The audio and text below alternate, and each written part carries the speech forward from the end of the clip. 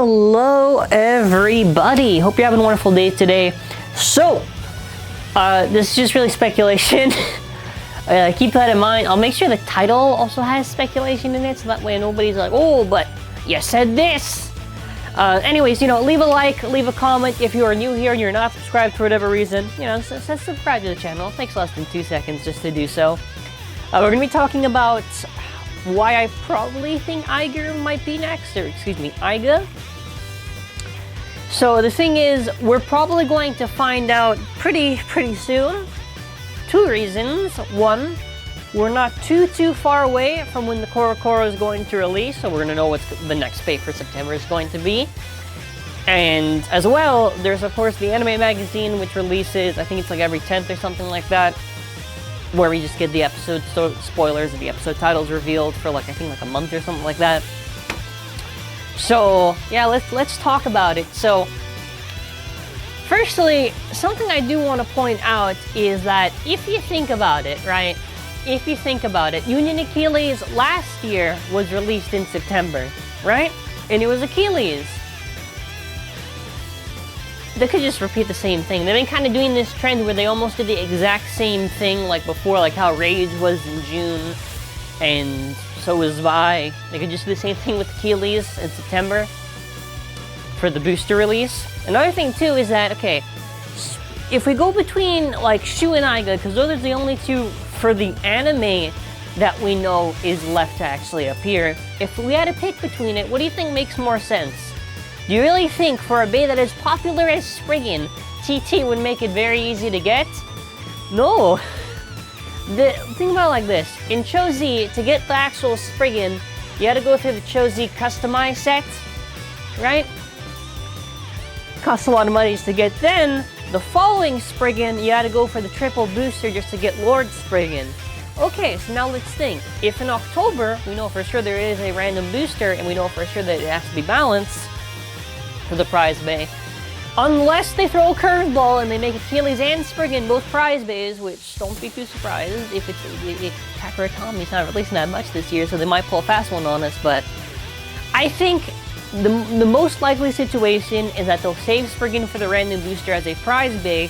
Because it's so popular and people really want to get Spriggan, they'll do that, so that way if they make the rates hard to pull a prize bay, a lot of people have to buy the random booster because they want to just get the Spriggan. Which I think makes a lot of sense, because you look at the Death Diabolos random booster, where they basically, it was the prize bays, and the rates were a wee bit harder than before to actually pull it. It's not really that far-fetched. I mean, they've been doing this since like Knockout Odin, where they just mess up the rates on purpose, so you have to try to go and pull it. I won't be too unless they really just wanted to sell that random booster, I would not be too surprised if they pull this again. Okay, but now we're just talking about the releases, right? Sure, whatever. Releases, maybe it could be the case where Achilles in September, maybe Spriggan's there because it's harder to get. Honestly, it can go either way. But another thing, if you think about it, it's in a very similar case where compared to Cho-Z when she was there, Shu was talking, I think there was like one part in Cho-Z where like Shu was like in a phone call with Fubuki or something, and only later on did he actually appear and do battles. Again, we'll probably get like a similar case like that where Shu has appeared in Sparking already, but why have him appear if he's not going to battle? Easy. You save it for the thing that's going to be really hard to get, so people got to put a lot of money to get. I mean, I'd perfectly be fine if Spriggan is the September release, but again, if we're going to go by the logic of releases and everything, we're going to go by a different theory, and this theory was actually made by my friend Instaburst, and this, I'll credit to Instaburst for the theory. I'll leave a link in the description. So, we know that Ranjiro is going to go up against Lane in the following episode, right? And everybody's saying, including me, it is very likely that Ranjiro's Bay, Ragnarok, is going to break. Now, doesn't mean it's 100% and everybody's saying, no, it's not, we don't really know, wait till the episode and then we find out. But if we are going to think about it, there's gotta be somebody that's gonna break eventually. And if we think about how we've seen Lane depicted in the anime and the manga is just like this displayed with a crazy amount of power, and he just thinks power is the only way. So I would think, especially since considering how weak Ranjiro is compared to the other legendary bladers, I feel like if he does go up against Lane, who's defeated Louis, defeated Free, defeated... I don't think he has a chance. Like, the most I could see, and I read this comment before, I saw people say that maybe Ragnarok managed to break one of the rubber blades on Lucifer, and maybe he gets that far. Or maybe he just doesn't. He just loses really bad. But here's the thing, right? Okay, Ranjiro's Bay breaks. Okay, Ranjiro has a friend, and it's Aiger. So it makes sense that if Aiger was the next to appear because he heard that his friend was taken down by Lane, and he wants to go up against Lane and avenge his friend, right? It makes sense. It makes sense if you think about it like that. Like who else do you think would come? Fubuki? No! The Burst series forgot about him. No, but seriously though, yeah, it probably makes a lot more sense that why they'll throw Ranjiro up against Lane. Like, okay, why would they waste just Ranjiro versus Lane when they could just have done like Hyuga and Hikaru versus Lane, or Hikaru versus Lane? You know what I mean? Why would they do that? Why would they do that if it wasn't going to lead into something? Now, be that as it may, seeing how they've been handling Drum so far, I'm honestly pretty excited to see how they're going to handle Aiger. I think the only thing I did not like about how Aiger was handled in GT was how he lost to Arthur. Now, I will kind of give it a break because, to be fair, he literally battled against a Bay he didn't even get a chance to study. And I'm sure if Aiger knew the weakness to Apocalypse, he could have easily beaten Arthur. The same way that Amane knew how to beat Arthur after, in the same way that literally everybody else who figured out how to burst Apocalypse figured it out, and then after the burst after. So as far as Aiger is concerned, I'm sure he's going to be crazy strong. Obviously, I would say a lot stronger than